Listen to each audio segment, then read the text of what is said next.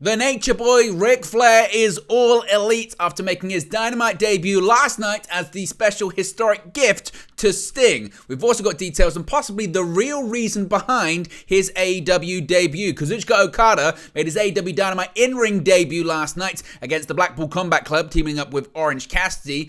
Kenny Omega versus MJF for the AEW World Championship is set for this coming Saturday on AEW Collision. MJF is going to be a busy man over the next few weeks, particularly at Full Gear. Not only is he defending his AEW World Championship, if he's the champion at that point, against Switchblade Jay White, but also he's going to be defending the Ring of Honor Tag Team Championships against the Guns at Full Gear too.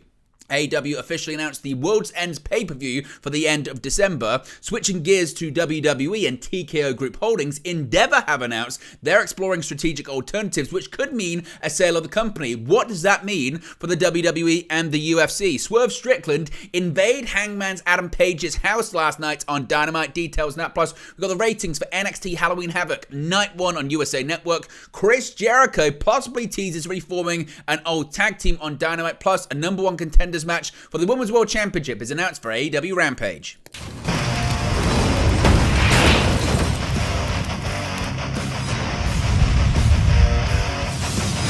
Hey guys, welcome back to Wrestling News 365. Hope everyone is doing very well. As always, there are plenty of news stories to get into in the world of professional wrestling. Let's start off talking about AEW Dynamite last night, which featured the AEW debut of the Nature Boy Ric Flair as he reunited with his old rival Sting. Sting received his retirement gift from AEW President Tony Khan on AEW Dynamite Wednesday night, which turned out to be the AEW debut of the Nature Boy himself, Ric Flair. Of course, last week, after Sting told the world that his last match of his illustrious career would take place at AEW Revolution 2024, it was announced that Tony Khan had a gift for the legendary wrestler to be unveiled on this week's episode. After a brief conversation between Sting, Darby Allin, and Tony Schiavone, Flair's iconic music hit and the dirtiest player in the game made his way down to the ring to the surprise and delight of the Philadelphia crowd. Getting on the mic, Flair and Sting hugged, and Flair said he wanted to ride it out with you, presumably referring to this final run of Sting's career. It's unclear whether that means Flair will be a regular on AEW programming moving forward or not, but that certainly was the impression from the segment. Now, the segment was later interrupted by the TNT champion Christian Cage, Luchasaurus, and Nick Wayne, and a six-man tag was set up for AEW Full Gear on November 18. From the segment, it didn't seem as though Flair, who supposedly wrestled the final match of his career last year, would be Sting and Darby's partner, but it wasn't also explicitly stated that he wouldn't be. However, Sting and Darby Allin later approached Adam Copeland backstage in the broadcast, who has been engaged in a storyline with Cage, though thus far, Copeland is still refusing to fight his old friend. Of course, Flair and Sting had an acclaimed rivalry over the NWA World Heavyweight Championship back in the late 1980s and early 1990s, a feud that would carry over to WCW and even eventually to Impact Wrestling in 2011, their last one-on-one meeting between the two. Now, as far as the reason behind this, well, it might be very strategic when it comes to Tony Khan, as well as actually plans that maybe were in place several years ago, but controversy surrounding the Nature Boy prevented Flair from becoming All Elite at that time. Now, the appearance of Flair on Dynamite marked the first time in over 20 years that the pair had been reunited on TBS. Now, as noted previously, it was alluded to that Flair would be making this last run alongside Sting, making appearances until AEW Revolution, but there weren't concrete dates or details revealed surrounding that. On Wrestling Observer Radio, Dave Meltzer has now revealed a potential business reason for Flair's appearance on AEW television, along with details of scrap plans in the past. He said, quote, "I know that he was going to go there right when that Dark Side of the Ring thing came out. I don't know this, but I was assuming that he was going to go as the manager of Andrade, but he and Tony Khan had a verbal deal, and then after Dark Side came out, it was not the right time. It's the TV contract year, and I think they're really trying to hotshot as many stars for rating purposes because of the name value and things like that. But by doing that, you're also aging the show. And nostalgia, when it comes to TV ratings, is usually a short drug, not a long-term thing."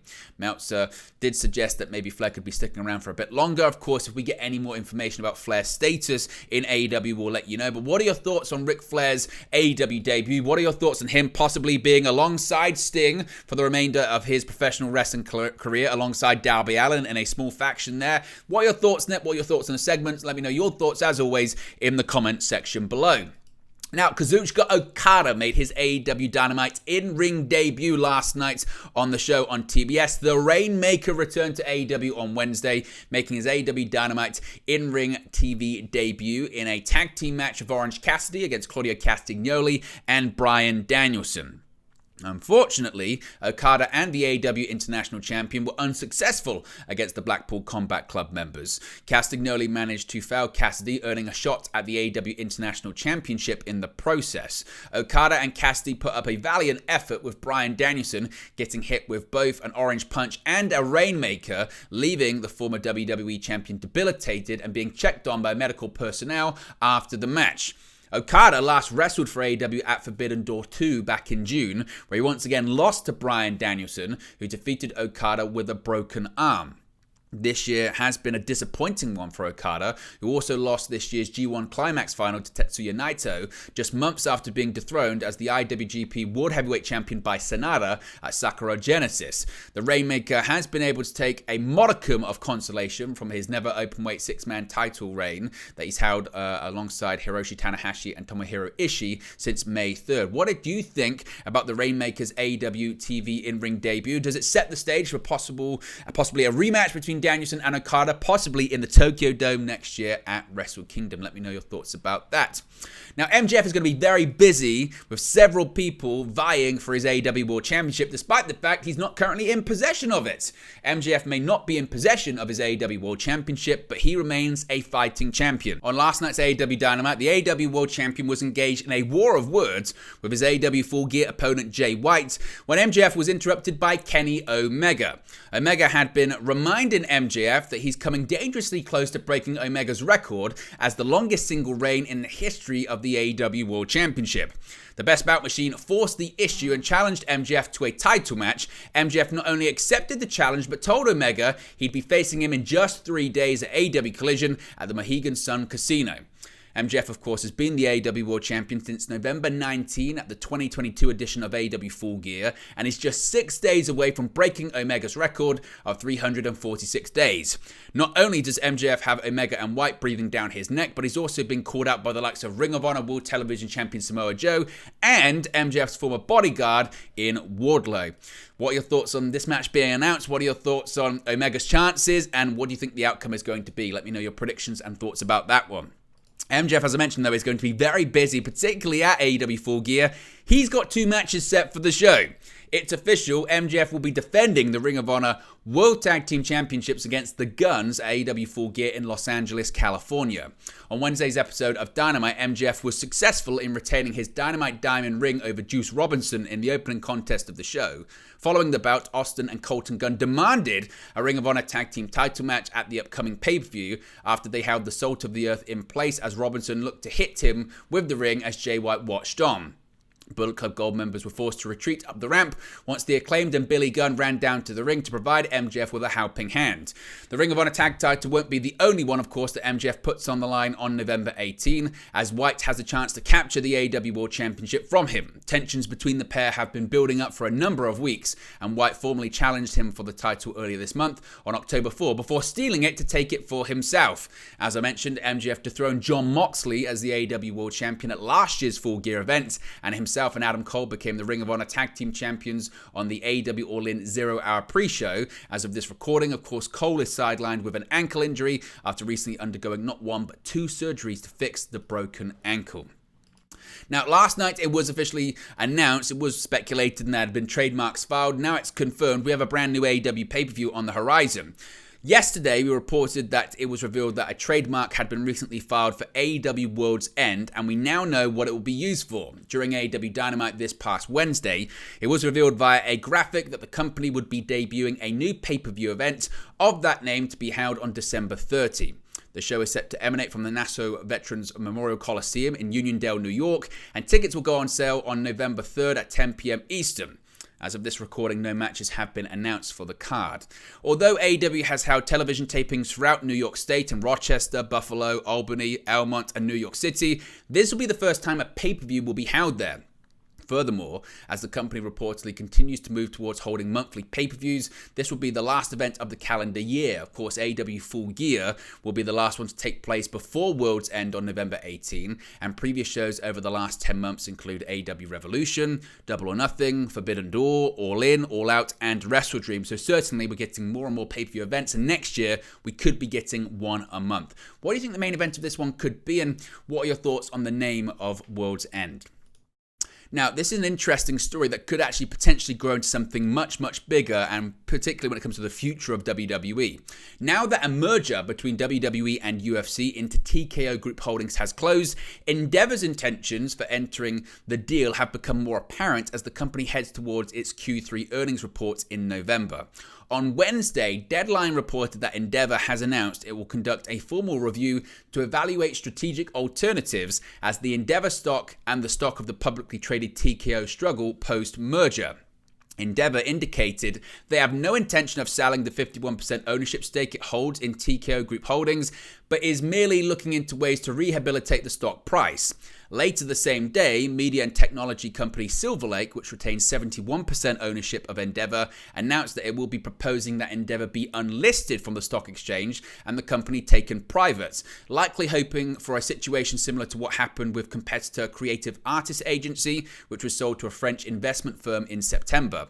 Should this happen, TKO Group Holdings would still be a publicly traded company and Endeavor would still own 51% of the company. There will likely be more details when Endeavor has its Q3 earnings call on November 8. Endeavor has been a publicly traded company since 2021. According to WrestleNomics' Brandon Thurston, the company has always felt that its stock was undervalued, with the hopes that a merger between UFC and WWE would separate the asset from the company, but the stock price is still not helped by the merger.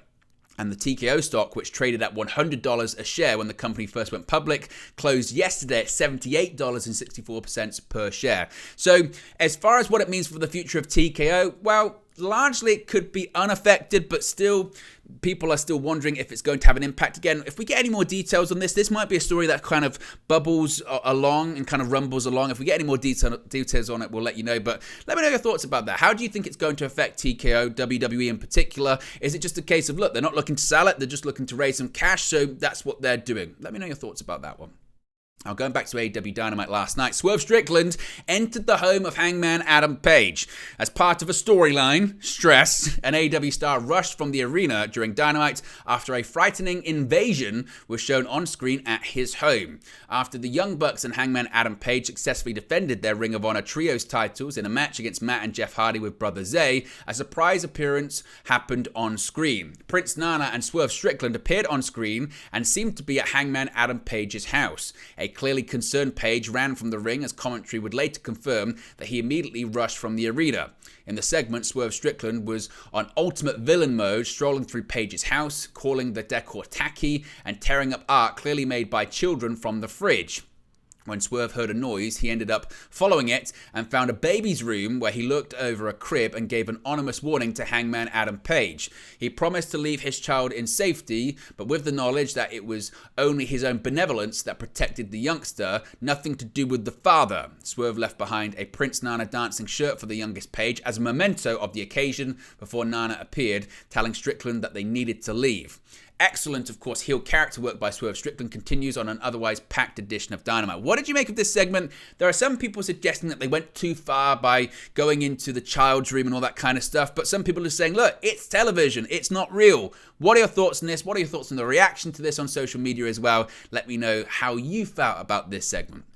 We've got the ratings for NXT Halloween Havoc this week. Of course, night one of Halloween Havoc on USA Network. The first night of the special Halloween Havoc editions of NXT has come and gone, and the show was clearly a hook for previous week's fans. WrestleNomics has reported that WWE NXT retained a majority of the audience from last week, suffering only a 1% drop in the overall audience, with 787,000 tuning in. Stiff competition from MLB playoff baseball and NBA regular season basketball took a bite out of the 18 to 49 demographic, which was down 9%, with 276,000 tuning in from that coveted demographic. The highest rated segment in both the overall audience and the 18 to 49 demographic was the main event match, which saw Lyra Valkyria dethrone NXT Women's Champion Becky Lynch. The lowest rated segment overall was the women's breakout tournament match between Lola Vice and Carmen Petrovic, as well as the various backstage segments before and after the match. The lowest rated segment in the 18 to 49 demographic was the conclusion of Roxanne Perez match with Kiana James and the debut of Lexis King. The show also saw new tag team champions crowned as Duke Hudson and Andre Chase of Chase U defeated Tony D'Angelo and Channing Stacks Lorenzo, as well as various costumes and Halloween gags throughout the night. Halloween Havoc festivities are set to continue next week, which will not only feature the finals of the NXT Women's Breakout Tournament between Lola Vice and Kalani Jordan, but also the NXT Championship match between former champion Carmelo Hayes and the newly minted champion Ilya Dragunov. Now, going back to AEW Dynamite last night, Chris Jericho with a big tease suggesting he could be set to reform a previously Tag Team Championship winning team.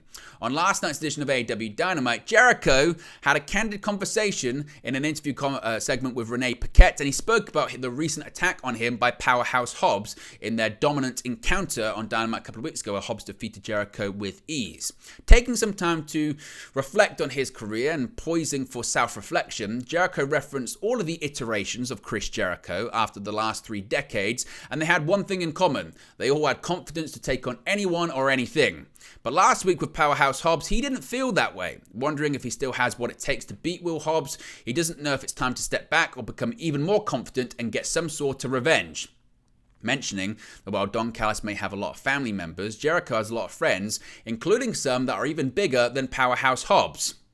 Jericho teasing perhaps it's time for him to make a call. Could it be a possible Jericho reunion? It wasn't confirmed, but of course Big Show, Paul White, sure is bigger than Powerhouse Hobbs. Chris Jericho and The Big Show, now AEW's Paul White, were a delightfully heelish WWE tag team who were tag team champions in 2009 and 2010. Back earlier this year, it was reported that Chris Jericho had trademarked the term Jericho, so it could be possible we could be set for a reunion in the coming weeks. What are your thoughts on Jericho, Chris Jericho, and Paul White reuniting to face off against the Don Callis family? Do you have any interest in that, or are you against the idea? Finally, Rampage on Friday will feature a number 1 contenders match for the AEW Women's World Championship, and it's going to actually feature someone competing in their first televised match in over 2 years. On AEW Rampage, there is set to be a fatal 4-way match to determine who will get a title shot at Hikaru Shida for the AEW Women's World Championship. The match, which will be taped, obviously it was taped last night to air Friday, will be Sky Blue, Willow Nightingale and Anna Jay against Abaddon, with the winner getting their title match live on Collision this Saturday. This match actually marks the first television appearance for Abaddon in 2 years, with their last appearance also coming on the Halloween weekend special edition of Rampage, just like it is this time around. Abaddon last lost to Britt Baker in a trick or treat match on October 27, 2021, and we haven't seen Abaddon on Dynamite, Rampage or Collision then. They did obviously work plenty of dark/elevation matches during that time when those shows were still running, obviously, but still, it's a big deal that she's going to be on that show for the first time in 2 years. Last night's episode of Dynamite featured Hikaru Shida successfully retaining her AEW Women's World Championship over Ruby Soho, with her celebration interrupted by timeless Toni Storm. Toni Storm is seemingly set for a Hollywood homecoming for a title match at AEW Full Gear in Los Angeles next month. So seemingly we're set for Hikaru Shida maybe versus Toni Storm at Full Gear. But there you go, guys. This is the latest pro wrestling news for you. Be sure to smash a like on the like button. Be sure to subscribe bottom right hand corner. As always, let me know your thoughts in the comment section below, and I'll speak to you again very, very soon. Hey guys, thank you for watching, listening, streaming, or however you come across this video today. Be sure to click on the video on the right there to watch our next video, or click the bottom there to subscribe, or the bottom right hand corner. Thank you very much, and I'll speak to you again very soon.